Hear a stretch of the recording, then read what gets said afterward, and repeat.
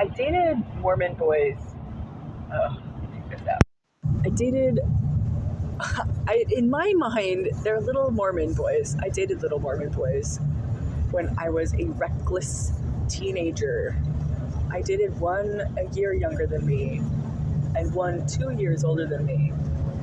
And I still consider them both little Mormon boys. Like, I dated some other Mormon boys, and they were just so non-threatening. I think lately I've been thinking, like, that's pedophilic, because I have a pattern dating really inexperienced Mormon barely men, like, or my age as teenagers. No? Yeah, I think. Before that, it was like counterculture goth kids, and then it was a little patch of these like really ultra Mormon-y boys. One boy wasn't Mormon, but he had the really Mormon culture feel. I was surprised when I found out he wasn't Mormon, and then I didn't feel bad about the stuff we were doing. And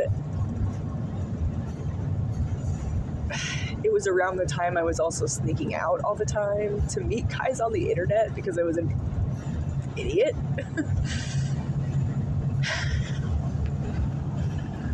But I thought I was really smart, and I thought I could take care of myself, and I thought I was pretty strong and pretty whatever. I just thought I would be able to handle it. And I also thought I was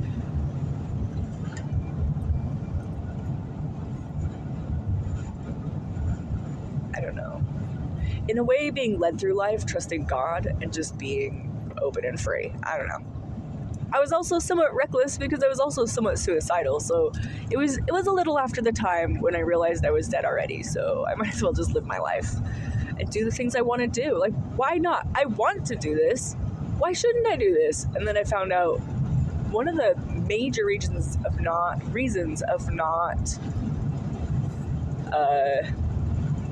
just fooling around with anyone is, like, anyone you think might be fun right now. One of the major reasons of not doing that is because the people I fooled around with would talk bad about me. Like I was doing bad things, and it goes back to that thing, that the suck my dick thing. Suck my dick. That's the worst thing I can think of anybody doing. So then, like, why? Don't you want that? It seems like you want that to happen.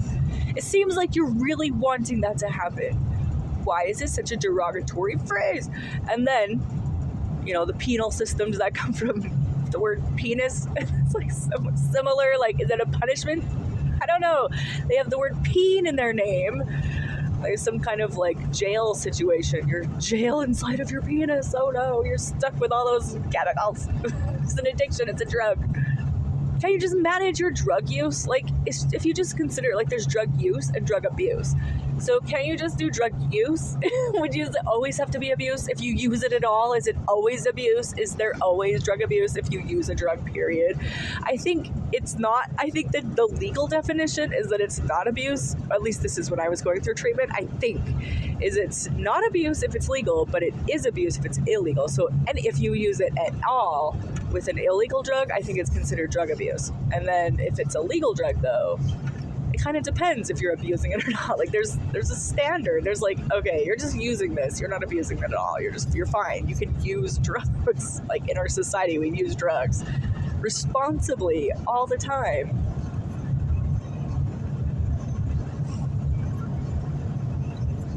I mean, somewhat irresponsibly too. People are still irresponsible drug users.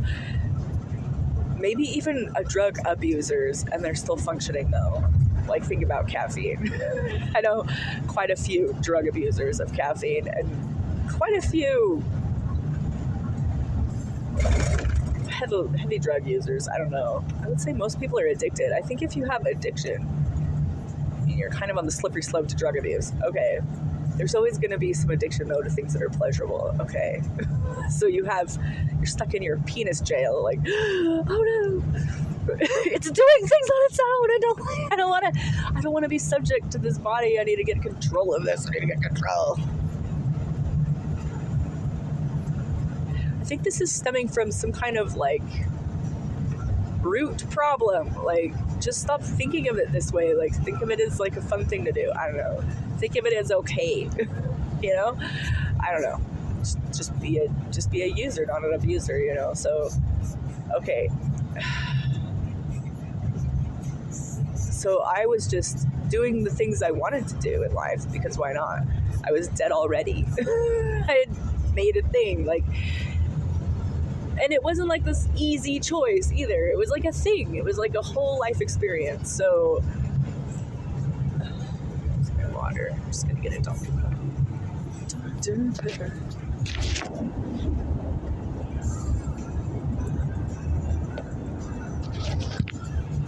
Okay, so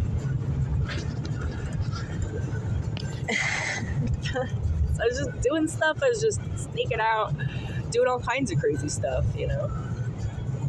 And I'm thinking during this phase, I was like intrigued or like interested in, somewhat unconsciously, but also intentionally. Like I realized I was getting in relationships with very inexperienced men, like very, very like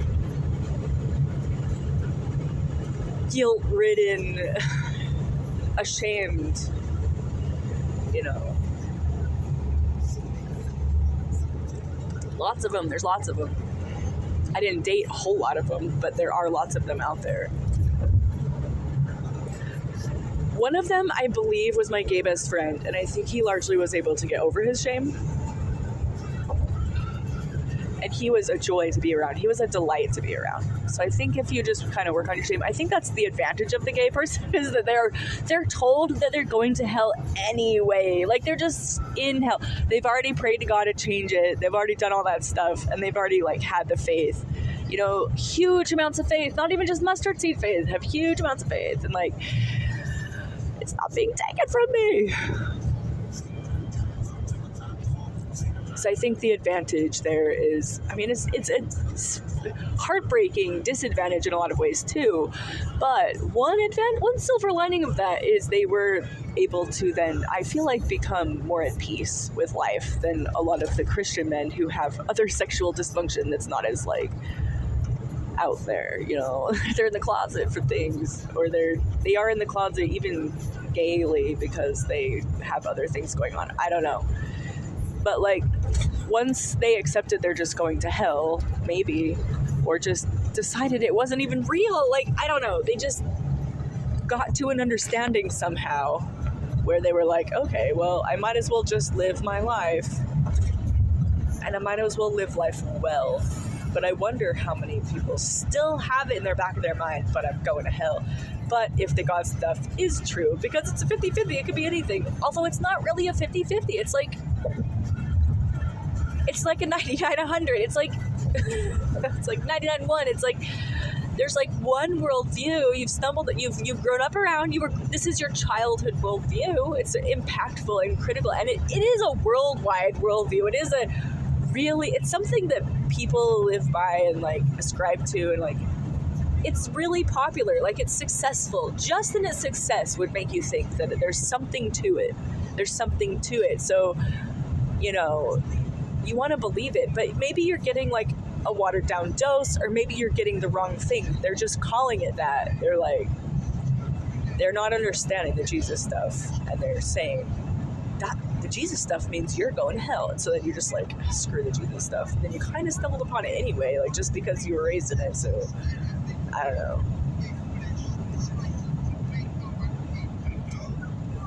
You can just see that there's a good foundation. The teachings of the Jesus stuff is good, but I think that people have made it pretty perverted. I think people pervert the Jesus stuff. I mean, we all love the early Christians. We love them. We love them so dearly, but they were likely not all the way doing things. I mean, let's just look at the Bible. How do you get this out of that? Like, you just, okay. But now it's a political thing. So is the politics the great whore of all the earth? Is it like the political thing? Is it like this political religion, like the religics? Religiopolitics? I don't know. Religiopolitics. And then people are politically religious, and they're like so angry on the internet about the wrong guy saying the wrong thing. The guy saying the thing your guy said before, but now it's wrong. I don't know. It's funny. It's comical. It's fun to see what the other side says about your guy, because some of it is true. You have to be able to laugh at yourself, or you're an idiot. Like, you're dumb. Like, just, if you don't laugh at yourself, I feel like you're full of pride. I feel like laughing at yourself is a really good way to get rid of pride. Like, for real, laughing at yourself, not disparaging yourself and being really upset inside, but then laughing on the outside. That's a weird kind of laughter that's not really laughter, and it's just maniacal.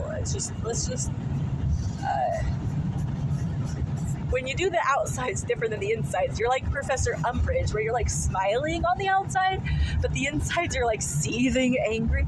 So then that's like this cringy feel, like cringe to the max. When the outsides don't match the insides, cringe to the max. And it's hard to tell. At least for me it is. So I just take everybody's outsides as what it is, and I just pretend everybody's telling me the truth, and it kind of works.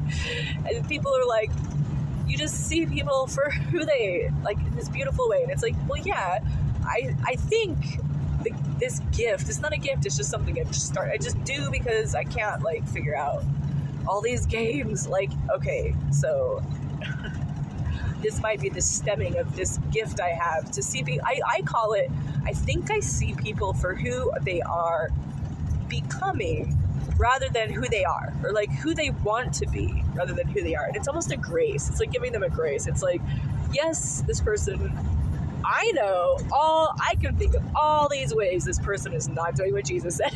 But like, but then I can hear their life too, and they've had this life.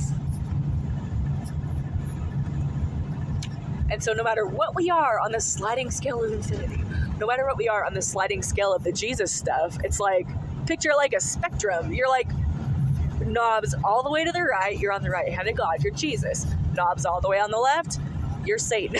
You're bad. Like, you're likely somewhere like, picture like I'm like thinking of like a DJ music board with all those like knobs that are like all these like levers and things, and there's different levels, think of like your some kind of sound mixing thing, and there's like levels of where you are on the Jesus spectrum of your whole life. It's a very complicated board, right? Lots of spectrums, lots of different things. You're on lots of different levels, and like someone's looking in and being like, well, that lever's off for sure. It's like, yeah, I mean, that's the condition of literally every human. Like, grace, forgive, and patience. Everybody's working on it a little bit. And then when you hear their life, and then you see the song that their soundboard is making, it's good. People are trying. People are legitimately trying their best. And I think it is enough. I think that's the beauty of the whole thing, is it is enough. It's going to be enough. We just need to keep doing it. Just keep loving. Just keep having faith and loving. Love till the end. Keep the love in your heart all the way to the end. See where it goes. It might go to death. That's the risk we take, and that's what Jesus says. I think he tells us that to give us heart. He's like, take heart. Here's your comfort. You're going to need this comfort because it's going to get very dicey. It's going to be very hard, right? That's what the juggalos say too. Violet J. I'm just glad we're down with them. Hate to be y'all and have a juggalo shower my school for the carnival. Like, things are getting kind of crazy. On this earth. I think that's what Matthew 24 points to.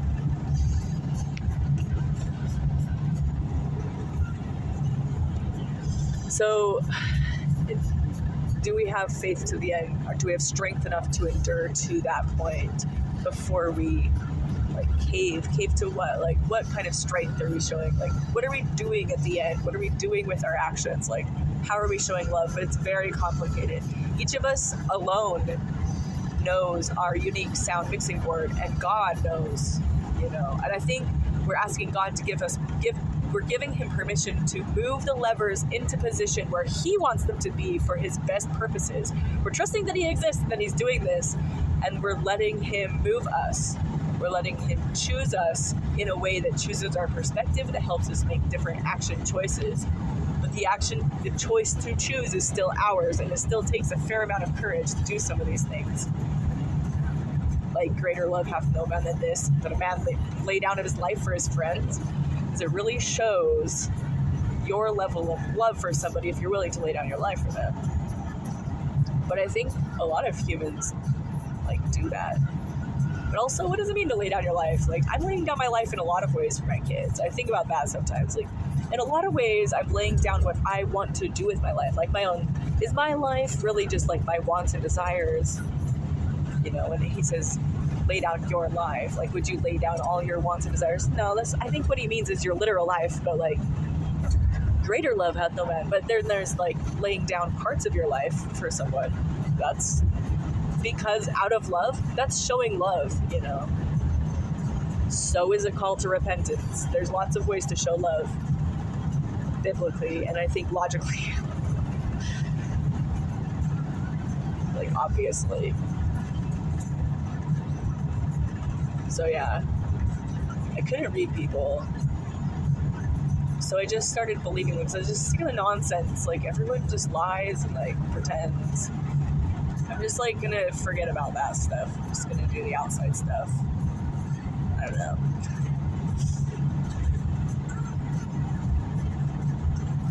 But it's kind of who people want to be. And I think when you see someone as they want to be, it makes them want to do better.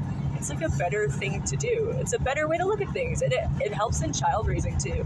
If you see your kid as this problem, oh, you are the worst one, or you're the hardest at this. That's just who you are. That can really keep a child locked in. If you tell a child who they are, I wonder if it's more appropriate just to tell them what you think, or that, I don't know, maybe you shouldn't tell the child who they are, or what they look like to you. How do we develop our identity? I think the headlessness is big, and understanding what we are not, our labels. So at 16, I was dating these guys. It was in hindsight, I'm analyzing this, it's pedophilic, because I was they were so immature, mentally, sexually immature, mentally a bit. It's crazy.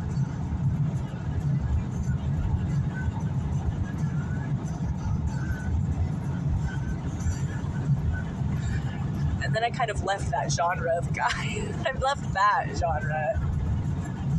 And I was just gonna go for quirky, That's when I found my son's dad. I just went for interesting situation, quirky kind of thing. Good ethics, good morals, likes to talk about morals and ethics to some degree. The political situation, religion, sometimes, I don't know. Has an opinion about religion. Wasn't a Mormon, or used to be but isn't now. It's the same culture though. Anyway.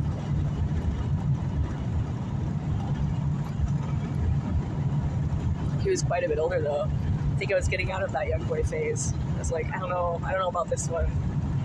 Might have done some damage. I held a lot of guilt for a lot of years, influencing these young men away from their religions and questioning their situation. They were already questioning, but I was encouraging them to question further, and showing them things, and saying stuff that was not helpful to the Mormon cause, for sure. I was anti-Mormon at that time. So when I got baptized, I had a lot of guilt for that, actually. But now I'm not having guilt for it. I'm thinking more along the lines of, we all have our experiences. We're choosing our experiences. We're choosing to stay in our experiences. Think about the things we're thinking about. They are sovereign individuals, able to think about these things. These are not my fault. They sought me out, too. They sought me out just as much as I sought them out. So it just happened that way. and everybody's responsible for their own thing, and there isn't likely any kind of lifestyle catastrophes that are unsolvable. So I think by the grace of God, like, here we are. I don't know.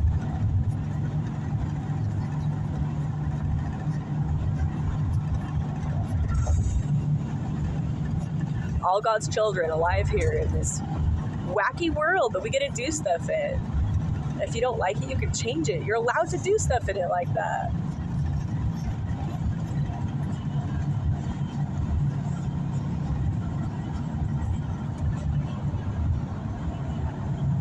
And maybe the parameters are just to keep it interesting. And maybe nobody gets actually hurt. And maybe nobody is actually dead when they die. I don't know. Oh, that'd be crazy. Wouldn't that be crazy? We're just in a big AI virtual reality simulation.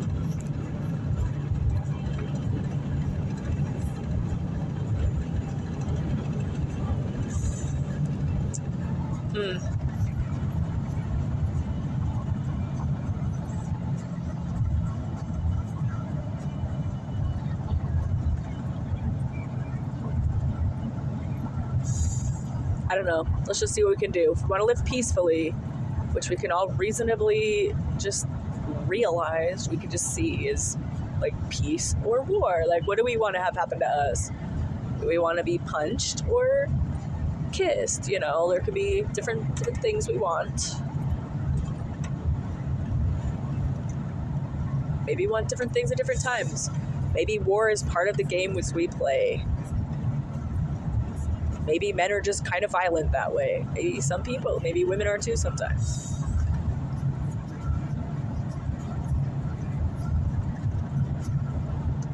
But I don't think kids want to be around that extreme violence. And I think if adults are going to enter into extreme violence, they should not include children.